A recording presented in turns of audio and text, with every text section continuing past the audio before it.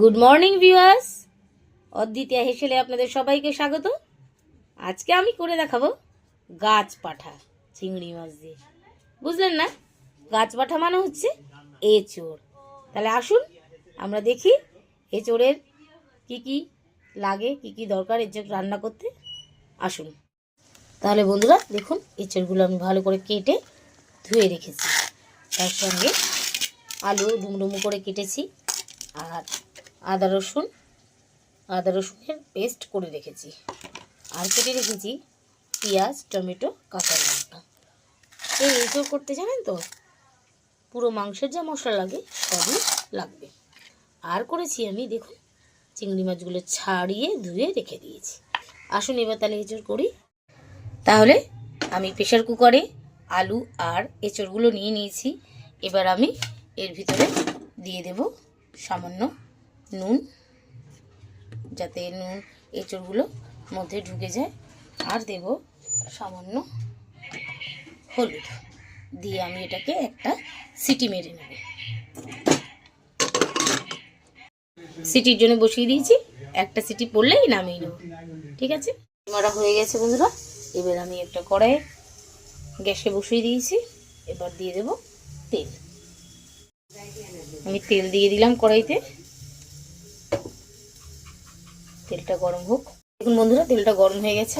এবার আমি নুন হলুদ মাখানো চিংড়ি মাছগুলো ভেজে নেব।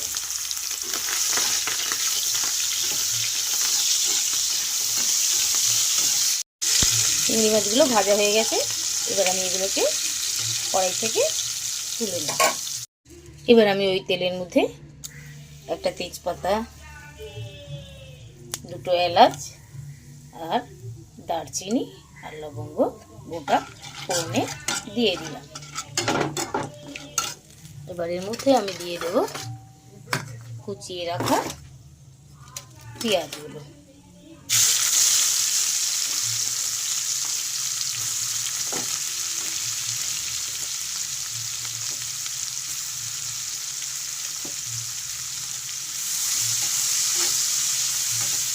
পেঁয়াজটা ভাজা ভাজা হলে বাকি মশলাগুলো দিয়ে দেবো।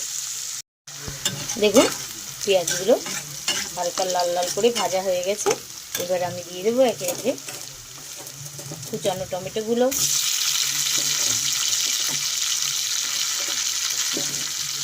কুচানো কাঁচা লঙ্কাগুলো,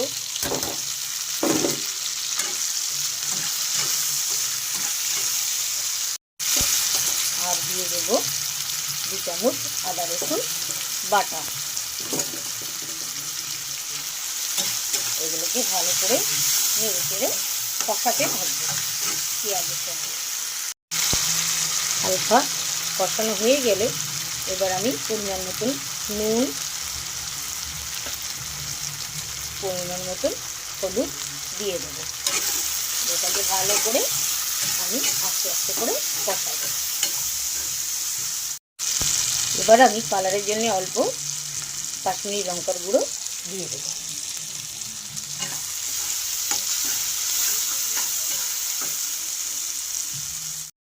দেখুন মশলাগুলো থেকে তেল ছাড়তে শুরু করে দিয়েছে।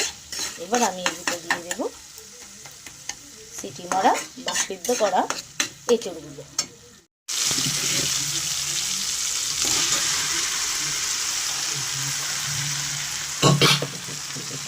এগুলো দিয়ে মশলাগুলোর সঙ্গে ভালো করে মিশিয়ে আমি আস্তে আস্তে কষাবো।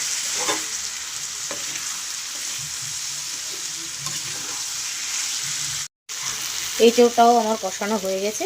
এবার আমি দিয়ে দেবো সামান্য পরিমাণের একটু জল, কারণ খুব ঝোল ঝোল তো হবে না, গা মাখা হবে।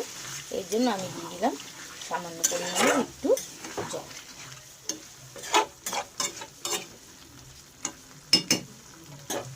এবার আমি দিয়ে দেব ভাজা চিংড়ি মাছগুলো।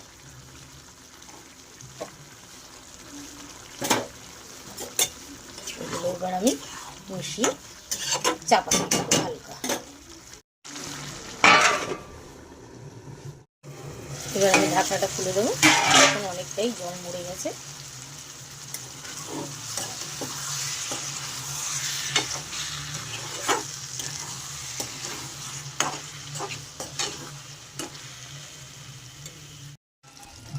এঁচোড় চিংড়ি আমার প্রায় হয়ে গেছে।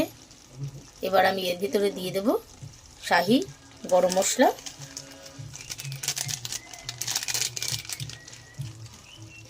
আর দিয়ে দেব 1 চামচ ঘি। এবার এটাকে আমি ভালো করে মিশিয়ে নেব। তাহলে বন্ধুরা এঁচোড় চিংড়ি আমার কমপ্লিট। তাহলে কীরকম লাগলো একটু কমেন্টে জানাবেন প্লিজ। হ্যাঁ, আর সাবস্ক্রাইব করতে ভুলবেন না, শেয়ার করতেও ভুলবেন না। তাহলে আজকের মতন টাটা, সায়োনারা।